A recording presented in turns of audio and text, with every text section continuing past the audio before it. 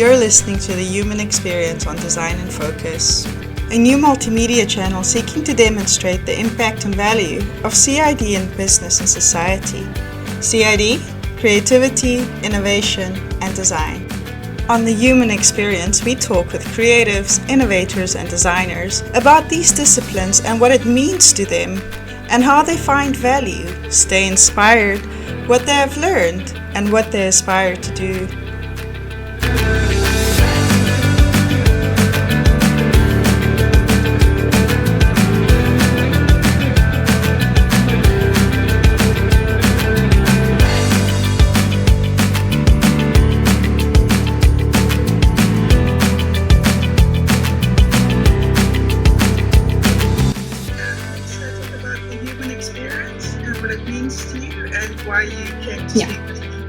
Okay, so the human experience, as I already told also in my intro video, it's actually about being human, as we all are. And I actually have a recent example. Last Wednesday, I had a presentation at Test Jam conference, and afterwards, I felt really insecure somehow. And I think we all have this. We're having this live stream now, trying to figure out the new technologies and trying to make it all work. And we can all make mistakes. And I have to remind myself all the time that's fine. I got positive reactions and also improvements. And one of the positive reactions was really, really great, because there was one woman who came to me after my presentation. And she said, "Thank you so much for giving this presentation. It really inspired me, because you're a woman like me. And I also have a lot of ideas, and somehow I always see that they're not perfect, that it's not ready yet. And that's why I don't do anything with them. But you've inspired me to just do it, because I see you there, and I feel that I can do it as well." And this is why I keep just putting myself out there and being bold, even though it can be really scary sometimes. Yeah, well, that's the thing. It's like we have visions of what we think perfect is. Yeah. And we have these conceptual ideas. So we give names, words, and we have meanings for them. But certain things aren't names that are physical things. It's just conceptual. And these are the ideals we live by. It's conceptual. We have this shared image, but there's nothing tangible about it. And so a lot of it relies on the mind behind it. And our minds are always sort of changing, and our environments are changing. And, we have to adapt. And especially when you're in design, because, tools, fashion, all of that constantly you have to be aware of, right? Yeah, true. Yeah, you have to. That's also a course I did last week. We have a mental model of things, of everything around us, and we have to keep changing this mental model with new information we get. Yeah. And, as a UX designer, you work a lot with the mind, right? Like the behavior, and it's just something you have to know. Yeah. Do you like behavioral science, and how do you apply that to a design or a creative output? Yeah. Well, of course, I also studied human media interaction, and also artificial intelligence, cognitive artificial intelligence, where it was a lot about how the psychology of humans work. So I think the most important thing right now, because of course there's a lot of information out there about how people's minds work. But I think nowadays we're a lot busy with biases, right?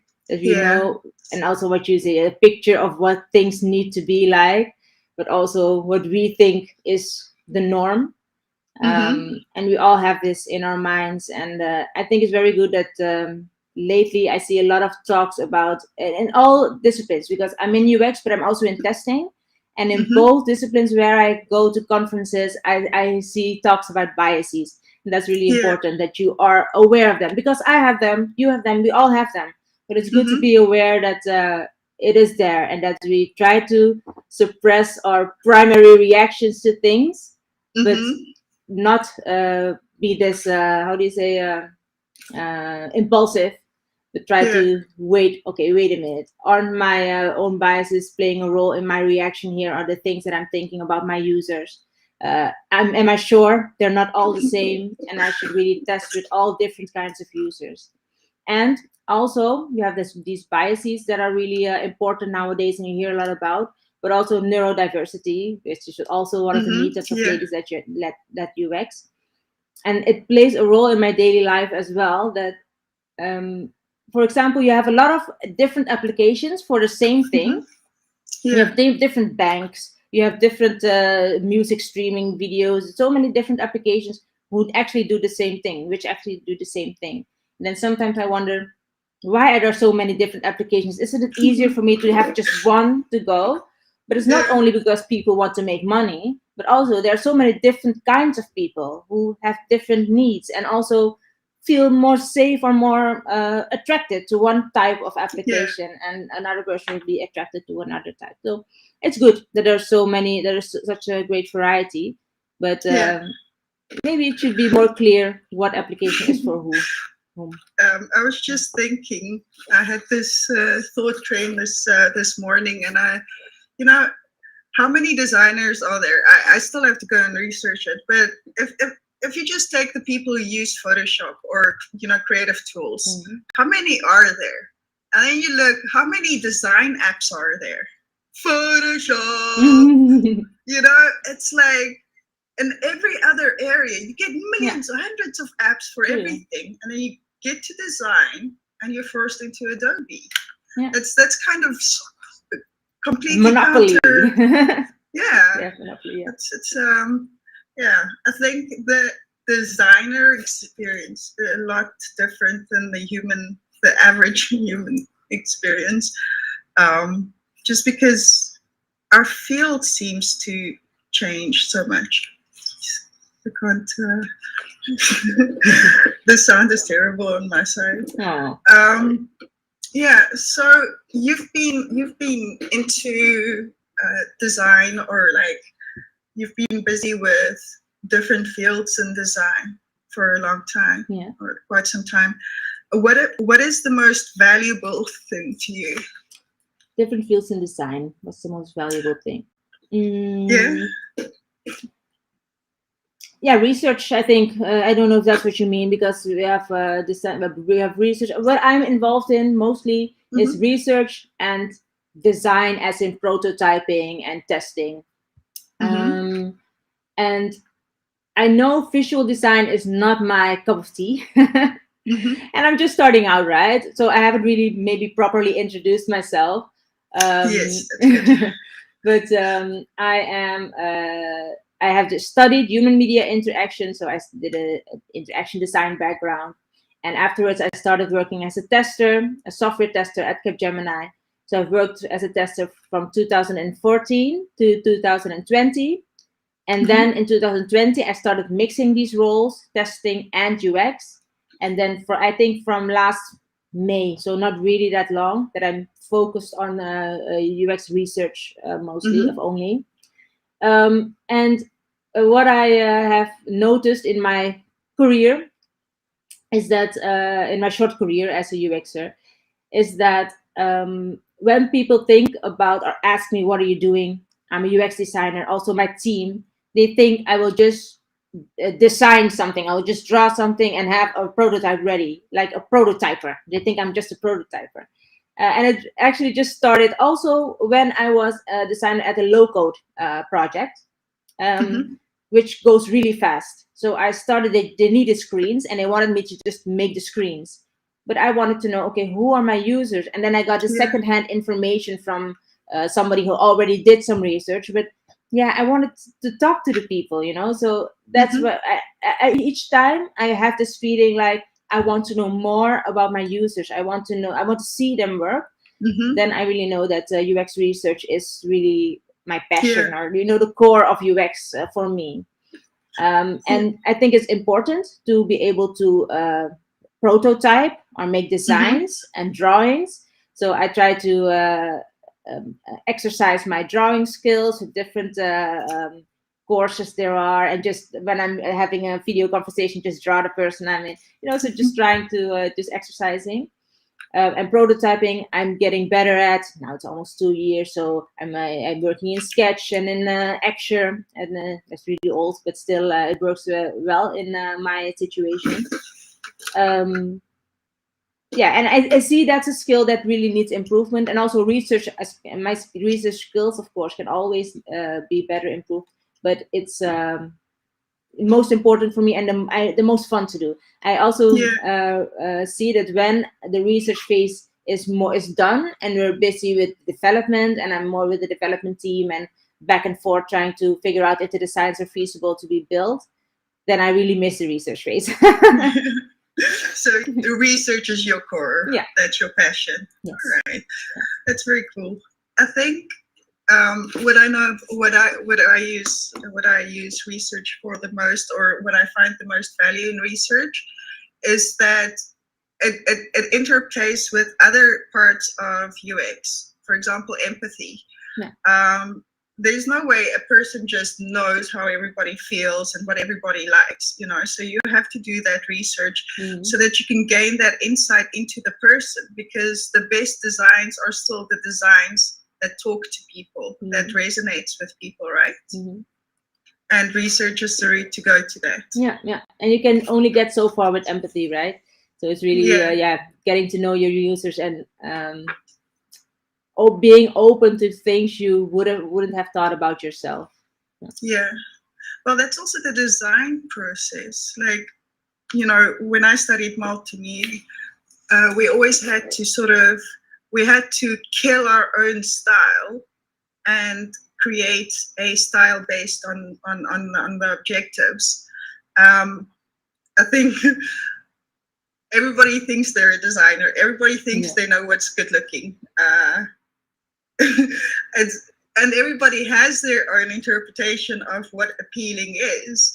And so even if you're so talented creatively, if you don't have that knowledge of who you're dealing with and what they find appealing, then you're fighting a losing battle, right? I think that's really a very difficult a subject within UX, because UX stands for user experience. So if a product should be appealing, so people should like to work with it, but for me, how it looks is the least important of UX for me, because I would like to know, how do they use it? Do they understand what they see? Can they find everything? Is it accessible? But if it looks with rounded corners and stuff, I don't know. It's less important to me, I see. But of course, when it doesn't look good, I see it, of course. But it's less important than, is it a really nice color, nice branding? It's because I'm not very skilled at that yet. So for me, I'm first do more of the research part. Yeah, cool. I'm the opposite, because I quite value I'm a very sensual person, so I like things that sound great, and looks great, and tastes great, and for me that's more that gives me delight. That's the best experience for me. So I think just a different perspective. Can you talk a little bit about what you're doing and how you're keeping yourself busy, and how you maintain that as a person with all your responsibilities? Well, I'm the organizer of Ladies at UX in Utrecht. So I started that community, and we're also streaming now to the YouTube of Ladies at UX Utrecht. I hope it works. I will still have to see afterwards, because it's the first time I'm streaming like this. And this Ladies at UX is a global community, actually, which exists in over 80 cities all over the globe. And we organize monthly meetups. So that's that's how we started. Of course, now, if you cannot host a meetup every month, it's not that you cannot have a Ladies at UX community. But this is how we started, and this is what the idea of Ladies at UX was. Now we're doing it with a team of I think 5 people now.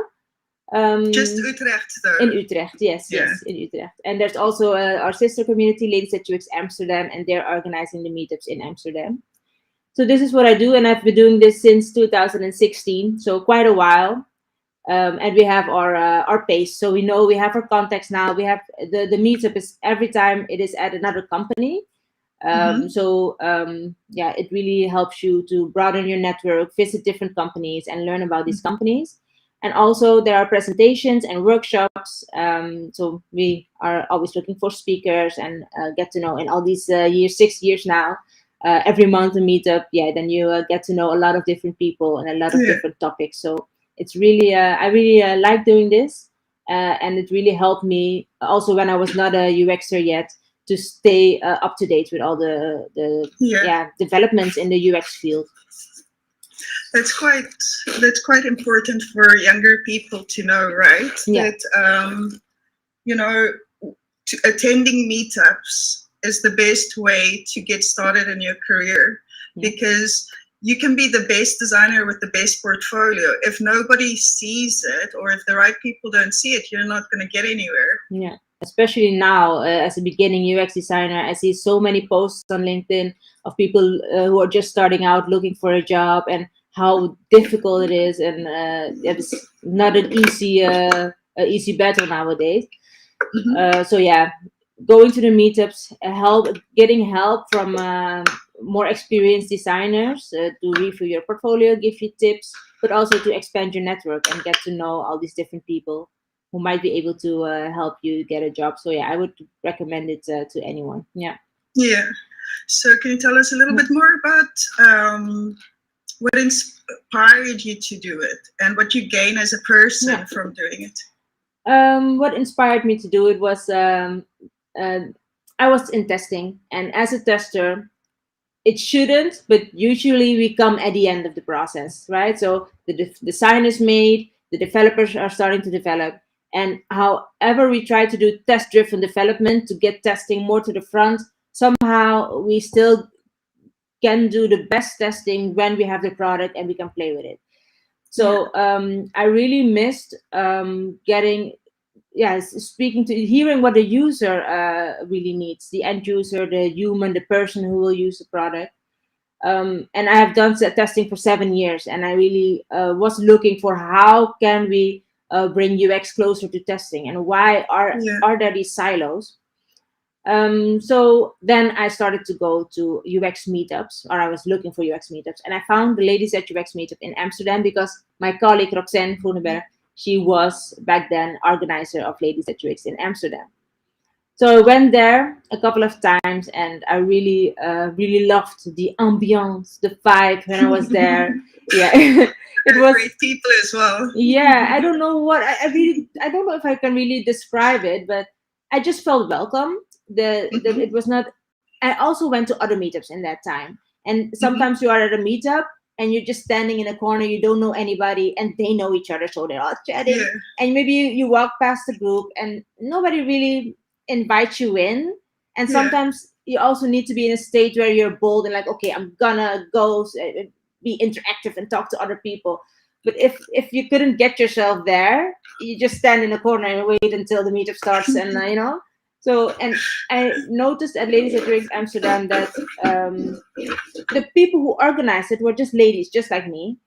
They just come to you, hey, you're new, who are you? They're interested, and then another group comes. So it was really nice to be there, and you felt seen, and I really had a good feeling.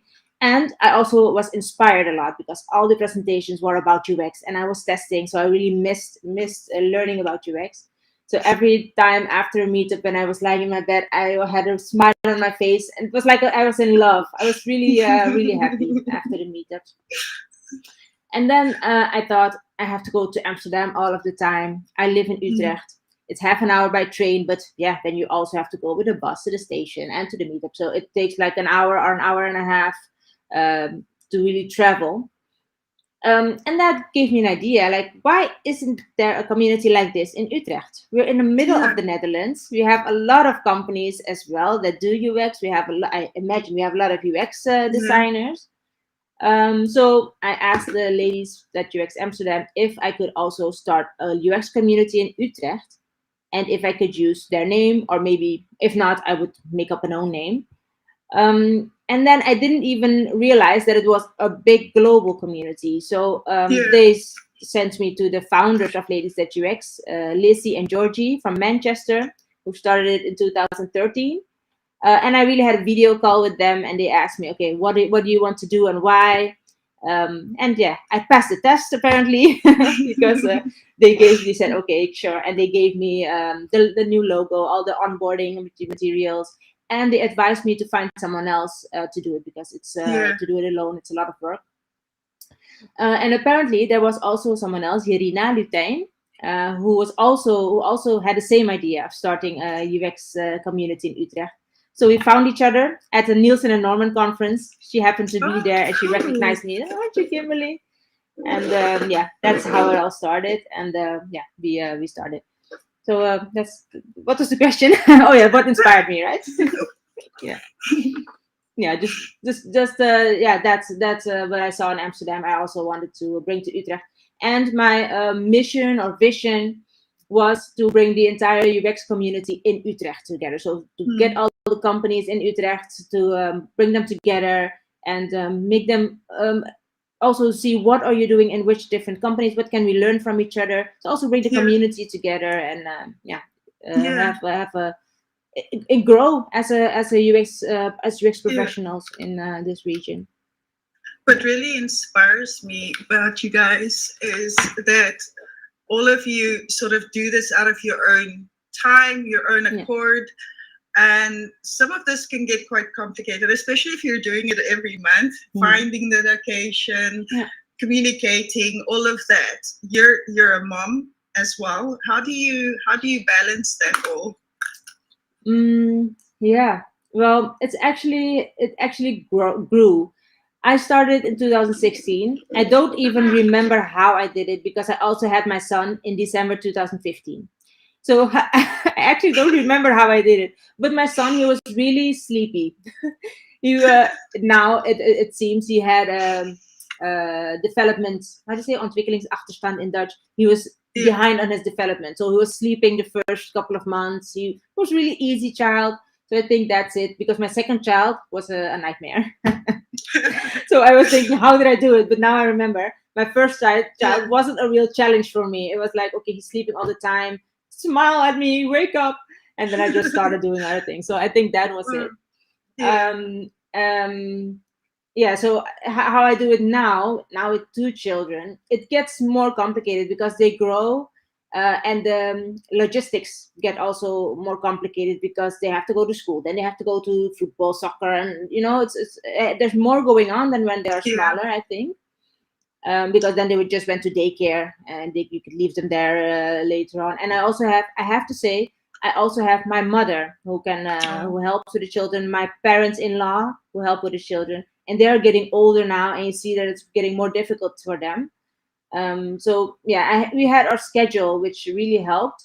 And I am not diagnosed, but I think I do have some ADD or ADHD, because I'm really also always really full of energy, and need somewhere to release that energy. So yeah, ladies and gentlemen, it's a real passion for energy. Yeah, I think if you really like something, and I think you have this with the design and focus, when you are really passionate about something, it gives you a lot of energy, and you can't stop. So I know you're working through the night. So yeah, this is what I had. It was like, okay, wow, we find speakers, topics I wanted to learn, and then yeah, it just happens. And of course, we have the team. I'm not doing it all alone. So yeah, I don't know. It just works when it's meant to be, maybe. Yeah. Well, it's just I find it truly remarkable. Sorry, I find it truly remarkable because it's a global chapter. There's over 80 countries, and each country has at least one chapter, at least one, but some have got many more. And all of these people are investing their own time, their own energy. So, whenever I question, like, I've had a very, very challenging last decade. And, last year, this time, I wasn't speaking to anybody. My windows were closed. I didn't leave. I couldn't face a person because of stuff that happened. And when I started engaging with people like yourself, the first was Amsterdam, and then through the ladies at UX Amsterdam, I came across you. But seeing what you're doing, and that there are still people who actually care and still actually have passion, that just inspired me to come back out of my shell. Aww. And just, you So know, nice. it's quite fantastic. So I just want to say thank you, and that's also why you've been nominated for one of the quality awards, the CID Quality Award. But you've been winning awards quite a lot, right? And you're busy with one right now. Yeah, thank you so much for the nomination. I almost felt, how do you say, I wanted to hide because I already won the other award, and it was also, winning an award. It's so weird. Who can say I won an award for testing or for this community building? I felt like I was on the Oscars. But yeah, it's really cool. The other award I won was the Rising Star Award for software testing. So it is Eurostar, is the biggest European software conference in Europe. And this Rising Star Award exists not very long, since 2018. And they started this award. They already had awards for best paper, or what is the other one? Best contribution in the software testing field, And those awards were won by people who were very long in the field and had time to make these contributions. But then I think, the organization saw that they had to stimulate the younger people as well. So this award came to stimulate innovation in tech, actually, not only in software testing, if I can believe the website. So in 2018, Sanne Visser won the Rising Star Award, and then she came to work at Capgemini, where I work. So I got to know her, and I saw she was a person just like me. So I think that inspired me. When I saw the call for the new Rising Star Awards of 2022, I happened to be also in a guild, UX guild or UX testing guild. And we were working on a project to automate UX testing or usability heuristics. I can also tell you about this later on. But I happened to have this idea. I was working on it already. I'm like, okay, I have an idea. It's innovative. So I just sent it in. I thought, YOLO, if you don't try, you don't know. And there were 7 other people who sent in their ideas, or 6 other people. I think we were in total 7. And I just went to the conference because I was speaking. My normal presentation was selected as well, even though it was declined a few years earlier. And this Sanne is my colleague, so she said the call for paper is how do you say? It's just more time for a call of papers because they didn't have enough call. I don't know. So I thought, okay, let me just try it again. They probably won't pick my paper anyway. But then I was selected. So I went to the conference in Copenhagen. It was really nice to see all these like-minded people as well there. And at the award show, they called my name. So I had to go up there and really receive an award. It's downstairs. I should have brought it. But this was an award for this idea. Should I tell you more about this idea? Yeah. Just from a personal perspective, what like how it ties into you, into the human experience. Well, if you look at it from a human experience perspective, I could maybe say the tester experience perspective, because I was a software tester, or am, because I still have all this experience. And during my career, I, of course, was looking from the UX perspective, because I am a UXer by heart, right? And I was doing these software tests, as I already mentioned, and I saw, why are we only focusing on functionality? And if I had a UX bug and I went to the product owner, he would say like, yeah, okay, it works now, this is nice if you could improve it, but let's put it on the backlog, and we'll see if we ever have time to do it. And of course, we never have time because functionality is always more important. So I noticed this, and I noticed also that after a while, it was hard for me to keep bringing in those bugs, even though I'm a UXer by heart. So this is actually really weird. That after a while, I just thought UX was maybe less important. I don't know what happened there, but I was trying to find a way to make UX more important for testers. So how Yeah. come testers don't know a lot about UX? How come functionality is more important and they don't get time to do the UX tests? And of course, one of the reasons is the business doesn't find it very important always. But also, I noticed that we hadn't. I have the experience as a former interaction design student, but a lot of testers don't really have experience with Yeah. testing UX and to know how to test it.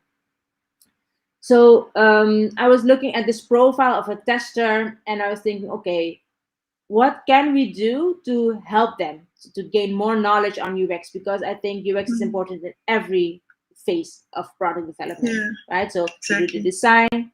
During the development, don't forget to think about the end user as well. And afterwards, you can do the Google Analytics and stuff. But why not during development? So this is something, yeah, it was actually also because of my counselor back then, who saw Mm-hmm. I had this struggle, and she said, I see you have a thought. Find your thought, put it in words. And it took me like 1 or 2 years. I thought, what thought? I didn't understand what she meant. But she signed me up also for a thought leadership program. So in this program, I learned to put my thought into words and to present on conferences and stuff. Yeah. So this was also very important. Somebody needs to see something in you and needs to open a door and inspire you, or Yeah. yeah, makes you see something in yourself that you maybe Yeah. wouldn't have seen if they weren't there. So that's also very important. Okay, so my thought then was UX testing should be done in agile teams, and how can we do it? So I started presenting also in Ladies at UX Utrecht. I did my first presentation just to try. It's a safe space, so you can just try it out and they can give you feedback. So I came up with this in this meetup. We came up with a list, and one of these items on the list was using the 10 usability heuristics, but also, for example, using personas in your user Yeah. stories. So not saying as a user or as I don't know, but saying as Candice, I would like to do this functionality, and then Candice, and oh, she loves good design, so don't forget to to Yeah. make it appealing to her. Um, but the heuristics is also one of them. um I'm forgot where I was going with my story, because I have so many places I want to go. But the human Yeah. experience. I think you were talking about what motivated Yeah, you. yeah. Okay, so I did these talks, and then one time I was interviewed during Agile Online Summit. I went to a lot of conferences and did my talk, and there was the person who interviewed me, Neil Killick. He said, "Hey, these heuristics is a really good idea, and they're really it's not. I didn't come up with the heuristics, of course, but the using the heuristics of Nielsen as a checklist for testers, because they love Yeah. structure. They really want to know. Okay, check, check, check. I tested this. Next, they don't want to swim. Oh, how am I going to test it?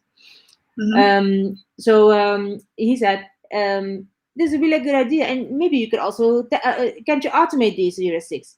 And my answer was, oh, and I had to think about it for a while. But then I thought, normally people say that UX cannot be automated because it's subjective. Yeah. For you something might be appealing, but for someone else it might not.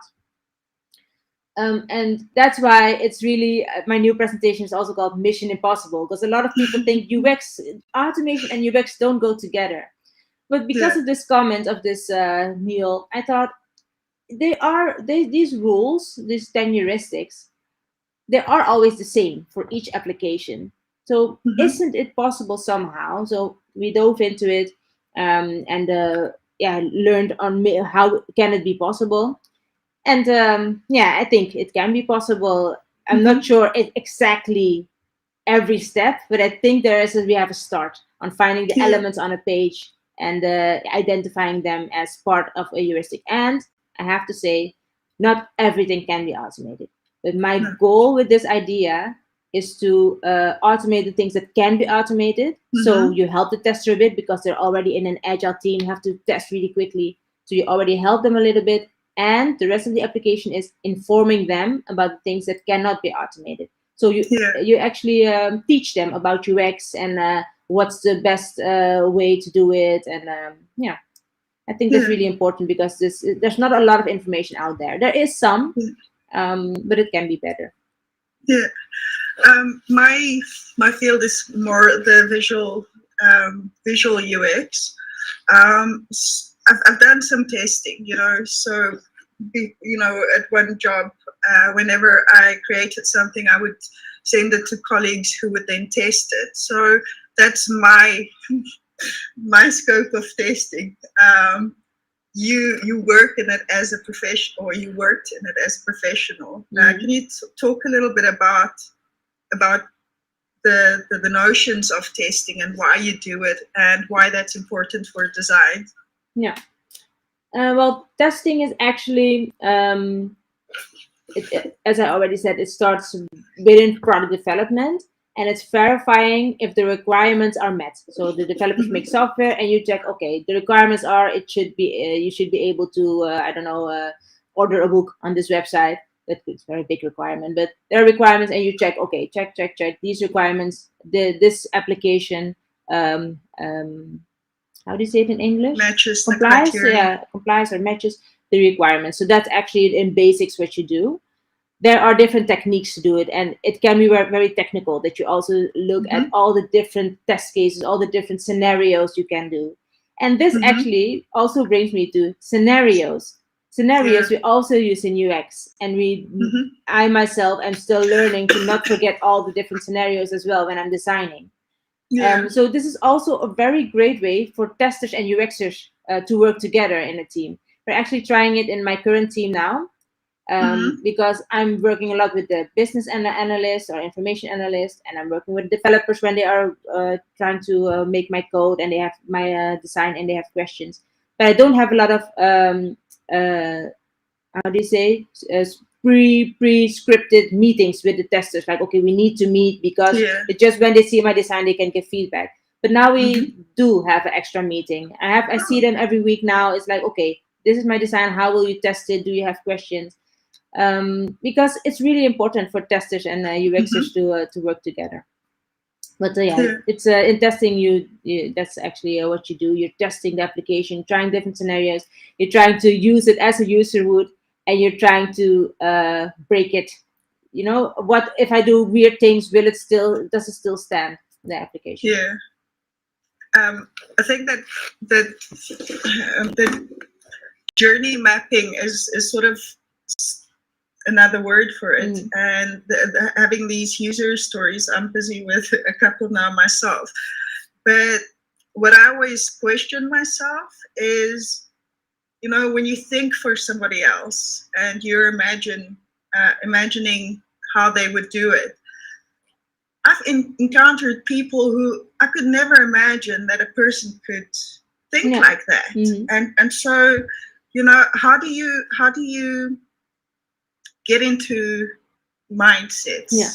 That's difficult. And actually, as a tester, you don't really do that, because that's what I also miss, right? Testing it as a user would, testing it as different users. What you do as a tester, you do random testing. So random. So you have a scenario, you have your scenarios, you do, okay, I want to, in this I have to test this form, so I'm going to fill everything in, press send. That's a happy flow, right? This is how it's going to go. But some people also want to go back in the form or for, that's also normal functionality, but it also needs to work. And you test all the validations. Are there, when I press the send and nothing is filled in yet, are all the validations popping up? So that's all the normal testing you do, of course. When it's first thing you do, empty form, send. Does it work? Do I see the validations? But you can also do this things that you wouldn't do normally. Go back and forth and fill weird dots and stripes, and that you actually learn also with experience. that some data is also very important. So email addresses with not only, I don't know if it's even possible, but with different weird characters in them. Diacrites, I don't know. In Dutch you say diacriten, with special characters in them. The special characters. Yeah. So you do things that you wouldn't maybe normally think of, but as a tester you have to think outside of the box. So try very weird combinations, different things, which maybe if you are using it as an intended, you wouldn't think of. But don't forget there are also people who might not understand, or maybe there's a situation where the screen blacks out and they come back and they press a button which is not normal intended use, but it can happen. So think about all these things that can happen when people are interacting with your product. And do you have it covered? All those 500 errors, 400 errors, how do they look? Do people know how to get back? But sometimes errors are also planned, right? Like you to get a reaction. Well, not in my experience, but I know that there's a kind of I don't want to say kind of testing, but it is testing, but not the testing we're talking about right now. But for example, there is a button. Do you want to know more about design in focus? Press this button, and when you press it, there's nothing there. But they want to know how many people click on this button. But they want to know how many people click on this button. Then they get feedback. So that's the only thing I'm actually thinking about when you say that the weird things are supposed to happen. But from a UX perspective, it's no more the UX, I guess. The UX lens. Yeah, I don't know. From a UX perspective, it's good to inform your users.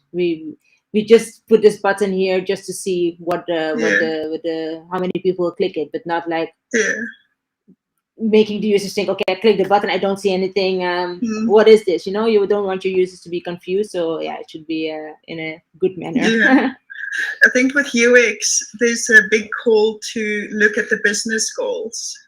That is like a third of UX. So our river is a bit different than maybe testing. But if I could give you an example, I've signed up or I created this company, and I've created companies before. And so what happens every quarter, you have to send in your finances to the Belastingdienst, the tax authorities. And how it's always gone is you get an email, oh, it's time to do your taxes. You do your taxes, fine. And then later you get a letter telling you how much you have to pay. I did this in 2017 when I first started. I did it in last year, and I did it this year. And a couple of months, my last submission, I did the submission, but I never got the letter. So at some point I'm like, I haven't gotten the letter yet. And then I phone them and I tell them, okay, this is the situation. So they say, okay, no, thanks for letting us know. You're just in time. So I'm like, whew. A couple of weeks go by, get a letter. You have to pay this much because you didn't pay. And I was like, what? So I went and I phoned them. And then they said, okay, fine, we will take off the fine. You don't have to pay it because we'll send you back the money that you paid. Okay. And then then another 50 euros came off, and I was like, what the hell's going on? So they gave me, they charged me 50 euros for asking them to reduce the 50 euros fine that they gave me. Now, if I did let's see if I have it here.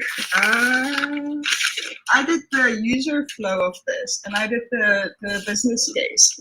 And so if you look at two things, maybe it's an intentional thing that they're doing, maybe it is a mistake, right? Now, if it's a mistake, let's start with the mistake. If it's a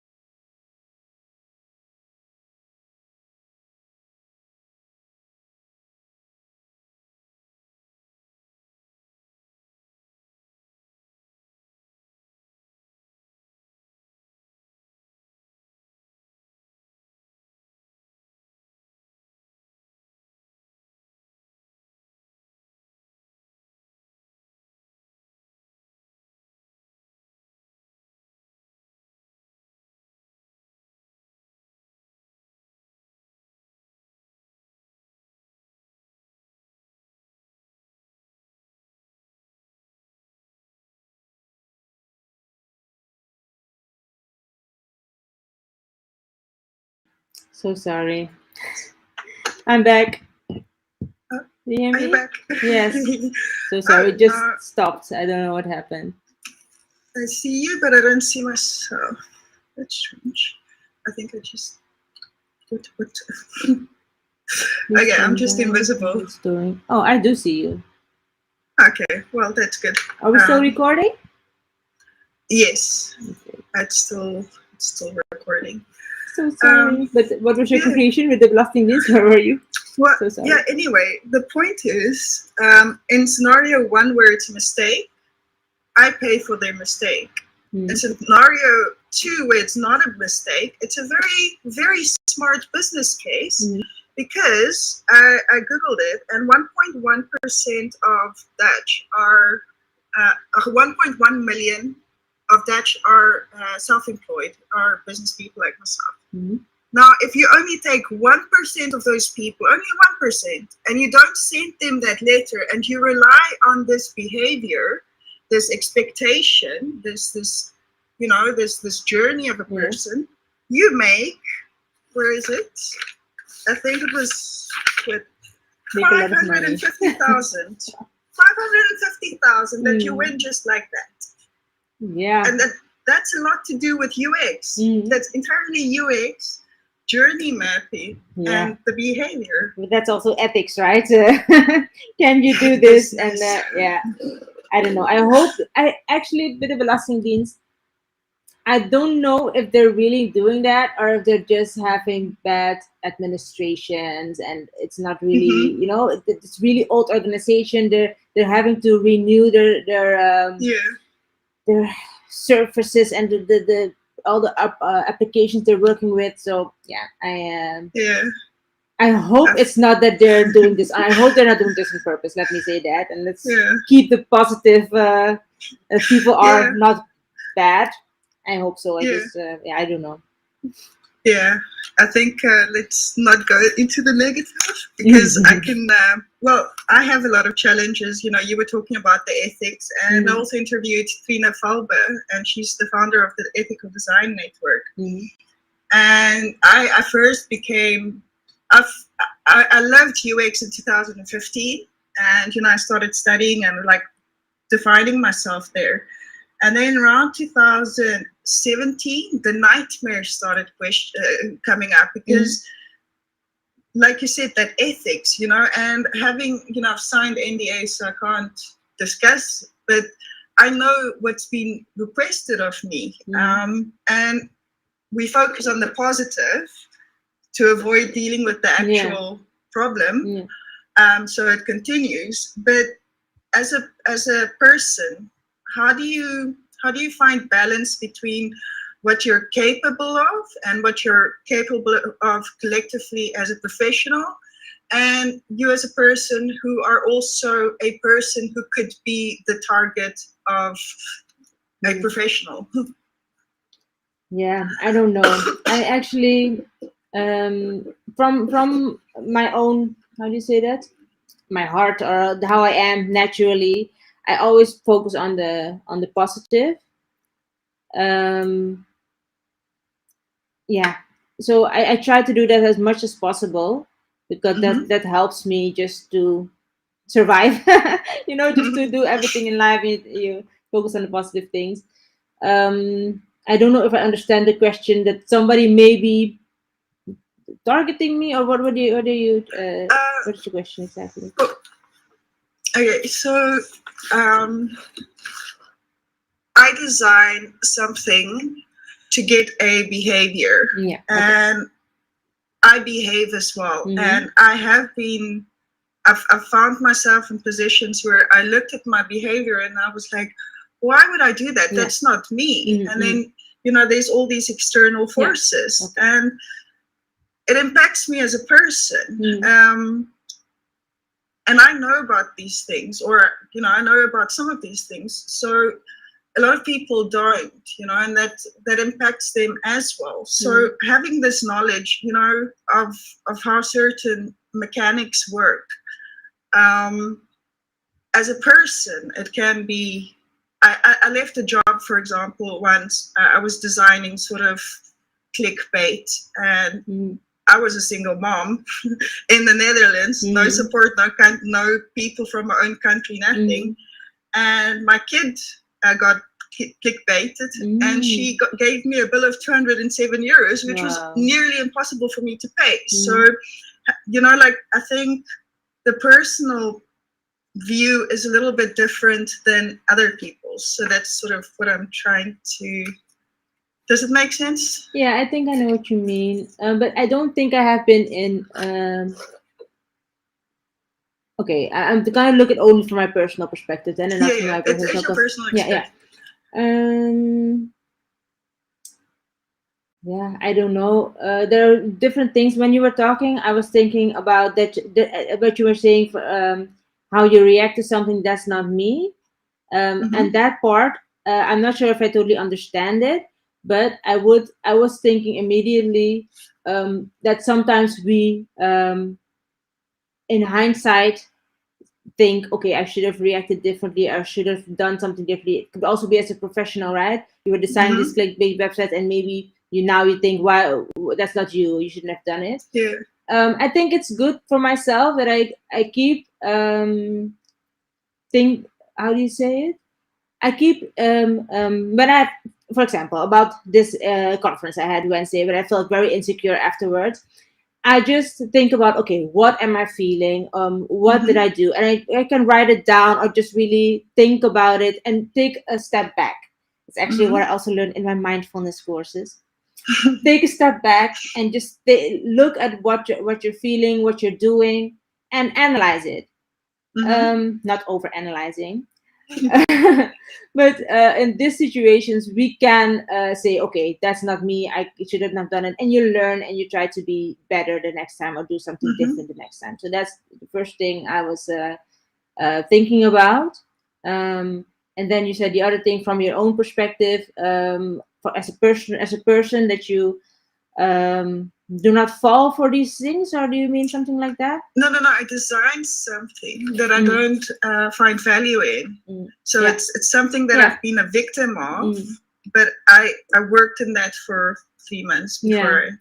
I think it's difficult. I haven't been in that situation that I have designed something that I thought, okay, I shouldn't have, or I don't want to. Yeah.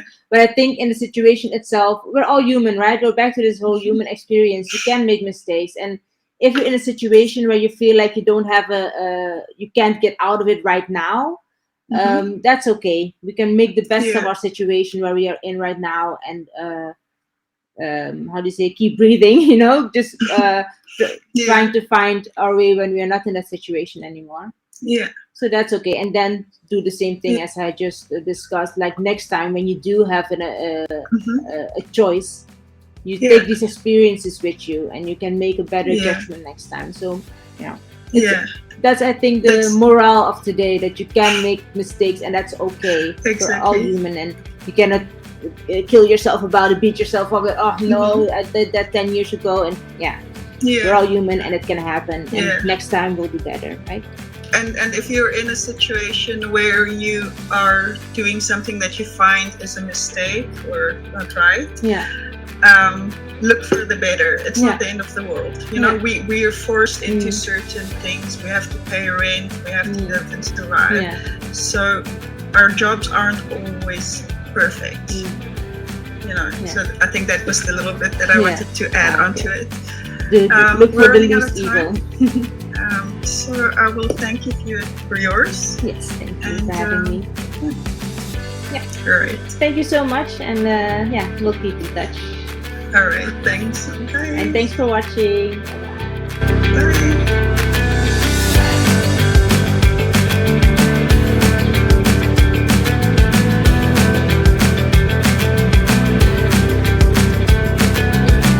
If you've enjoyed listening to this session, please subscribe to us and follow us on social media. Visit designinfocus.org for more information and content. Design in Focus is a labor of love and can use any and all support. If you'd like to help keep us alive, please consider making a small donation.